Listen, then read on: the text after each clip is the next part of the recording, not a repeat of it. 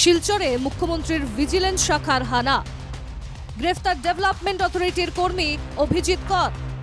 15,000 টাকার ঘুষ নিয়ে হাতে নাতে গ্রেফতার অভিজিৎ। শিলচর ডেভেলপমেন্ট অথরিটির কার্যালয়ে ফিল্ড অ্যাসিস্ট্যান্ট পদে কর্মরত ছিলেন অভিজিৎ কর। এ ব্যাপারে জানা গেছে, জনৈক সন্তোষ সিং নামে এক ব্যক্তিকে অবৈধ বিল্ডিং তৈরির জন্য নোটিশ পাঠিয়েছিল ডেভেলপমেন্ট অথরিটি।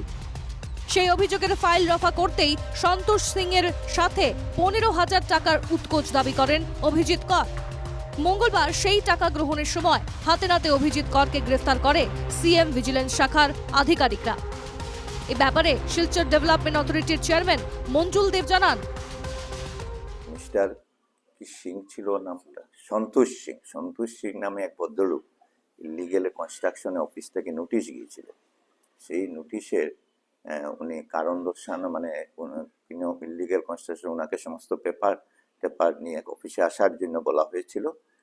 ওই ফাইলেরই বিষয়ে যেটা এইমাত্র আমি শুনতে পারলাম যে উনি অভিজিৎ কর নাকি ওনার সাথে একটা সমঝোতা করতে গেছিলেন, ঘুষের ডিমান্ড করে বলেছিলেন আমি ফাইলটাকে করে দেব, আপনি চিন্তা করবেন না। আর সেটাই করতে গিয়ে আজকে ভিজিলেন্সের হাতে উনি ধরা পড়েছেন। শিলচর ডেভেলপমেন্ট অথরিটির একাংশ কর্মীর বিরুদ্ধে দীর্ঘদিনের অভিযোগ ছিল। অবশেষে ধরা পড়লেন এক কর্মী। চেয়ারম্যান মঞ্জুল দেব জানান, তিনি দায়িত্ব গ্রহণের পর কার্যালয়টিকে স্বচ্ছ করতে পদক্ষেপ নিয়েছিলেন। যারা এরকম অনৈতিক কাজ করবে তাদের শাস্তি পেতে হবে, মন্তব্য মঞ্জুল দেবের। সরকার বা ভিজিলেন্স কমিটির যে আইন আছে সেই আইন অনুযায়ী তার ব্যবস্থা হবে। আমি সরকার পক্ষ বা আমার তরফ থেকে ভিজিলেন্স টিমসের যে এই কার্যকলাপের জন্য আমি খুশি।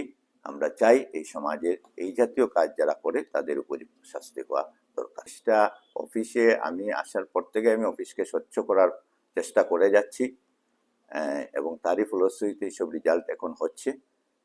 যদি অফিসে আরও কেউ যদি সেই ধরনের কাজ করেন নিশ্চয়ই তারা জন্য বিচার হবে।